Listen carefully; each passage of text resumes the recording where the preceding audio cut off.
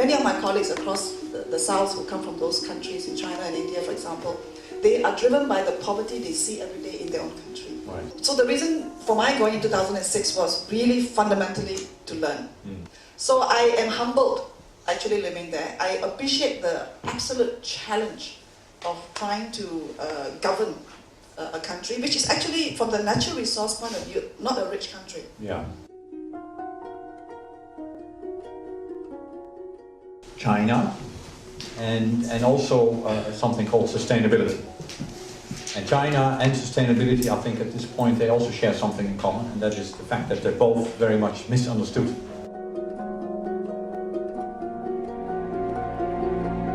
The chief negotiator for the climate change in the United Nations of China, he said that negotiating with all the provinces in China in dividing how much each of the provinces, and there are poor and rich provinces, have to do the energy efficiency target is harder than negotiating with Europe and the United States internationally.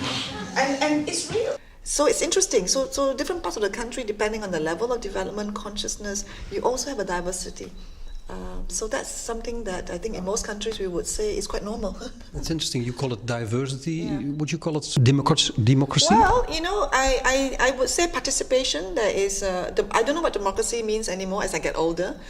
Do we say democracy is when we have elections? In which case, China doesn't have elections the way we understand it. But at the same time, yes, there are many aspects which is very top-down. It's one party. But that one party also has its own internal differences among its people. So I think that Chinese people more and more also want to have their own voice heard.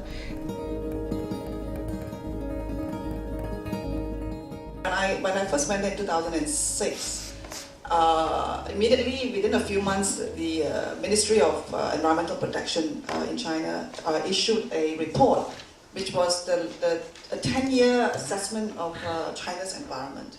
And basically, it said that the Chinese environment is actually in a state of crisis. Water, pollution, soils which have become toxic because of too much chemical use in agriculture, industrial pollution, air pollution. It was very upfront that there is a crisis. The environment is in a state of crisis. At the same time, the issue of global warming, which in the United States is so controversial that the Republicans and right-wingers even deny that such a thing is linked to human activity. Again, I was struck by the fact that they acknowledge it is a crisis, it's a problem. I mean, global warming is real. Climate change is actually impacting them as a country, floods, droughts. And also because they have ambitions to develop and grow and industrialize, and that they are so dependent on coal. And they say that all the time, we are so dependent on coal, we need to have a priority in switching over to renewable energies. And these are policies that come from the top.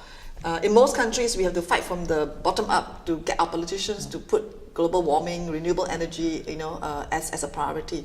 But here, it was the other way around because of the pragmatic realization that if they want to take care of 1.3 billion people and develop, they need to take these issues into serious consideration. So that's a very, let's say, responsible attitude. I think it's pragmatic. Of course, there is debate. Some people also don't believe that there is, that we should do this kind of thing. That you're going to affect some vested interest and all that. But yeah, I think it's pragmatic. They because it's one. Basically, the political leadership is full of engineers, so they think they can fix it.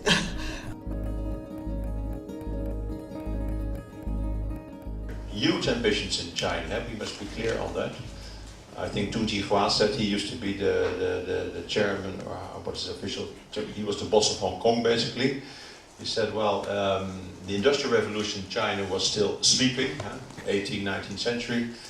The IT revolution in China was half awake, but in the Green Revolution we'll be on front. We will be leading the pack. That was his statement. I think they have ambitions. They have ambitions to really go the green technology way.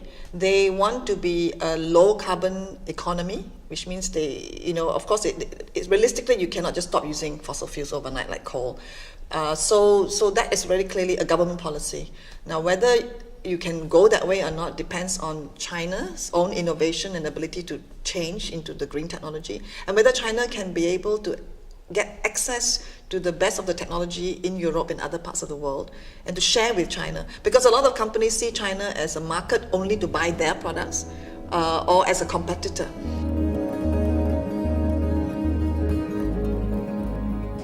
The urgency is really very important. I think we have to act so fast, we have to act so much more, and all the solutions are not going to be, for example, in technology, but technology offers us a big part of the solution. I would like to see much more coming together, and we were talking a little bit before this discussion started. We need to bring the best of knowledge across the world to work together, and this is what the whole sustainable development discussion in Rio 1992 was about. But today we don't see that, we see competition. We inflated the position of politicians in Holland, like we do with teachers and all other kinds of professions, which doesn't make it really interesting if you have a great track record to go into politics, for instance. So that's our own fault in the end.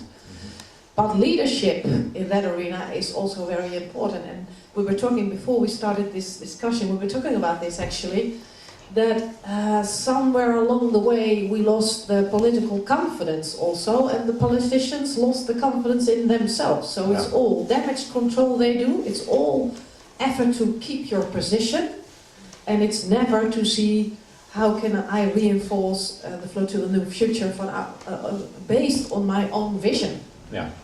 It can't be that all politicians in Holland lack vision. Yes. That would be really strange. Marga Hoek said in the middle of the discussion, in the West and Holland we lost our trust in politics one way or the other. She said we inflated the political arena. Do you think it's the same in China or the other way around? Well, you know, in China, because the political system obviously is so different, but it's also a country where you know, there is, when we talk about corruption, Chinese people also experience corruption, and they also protest against corruption, you know, and a lot of the problems also happen at, you know, the local level, land grabbing, you know, within China. So that's why, like, you look at the latest National People's Congress, when the new political leadership, you know, officially took over, the speeches of the top leaders was about tackling corruption. Because there have been problems in the country, there are problems in the country of governance, but the Chinese public also demands clean government, and so the response from the top leadership is actually a response for, they want to have the people consider them as legitimate. So I think that's an important factor that people perhaps outside sometimes don't appreciate. People are also very critical openly about disillusionment, about politicians, and how some of the people at the local level, party people, are abusing them, you know, and violating their human rights. So people demand. I think per capita in Holland we are about 40,000 euro we make, and in China it's 5 or 6, and they all want to be at our level. So if we say, but you don't want to grow, that's fine, but most part of the world wants to reach our level. So growth, I think, is inevitable. I think if you are a poor country, you need to grow. As Chee Yoke Ling said already, for poor countries, growth is mandatory. And if the debate on growth in the north would mean that we would export a sort of a non-growth strategy to the south, where they don't buy it and they won't take us as their partners in that strategy. The question is, what kind of growth, how we are organizing that, what are the parameters, what are the conditions for the growth that we are setting.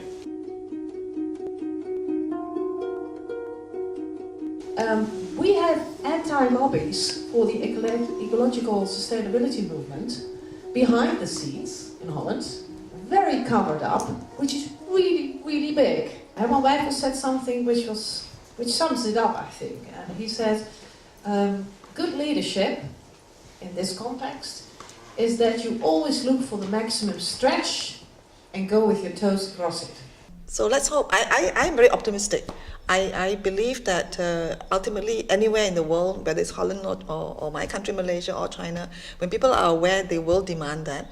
And finally, politicians, you know, sometimes one of my Chinese friends who is an NGO, he was saying recently, he said, you know, we all also in China want to have more civil rights. We want political rights more as well as Chinese citizens. But sometimes when I look at how we at least it's not perfect because there's also inefficiency and things that happens in any country. But he was saying that compared to the paralysis you see sometimes in the Western political culture, where things cannot move because of these political fights, in China, at least if we agree at the leadership level that something needs to be done, it moves. So he was saying maybe that's not so bad sometimes. I agree fully with you. Thank you so much for the interview. You're welcome.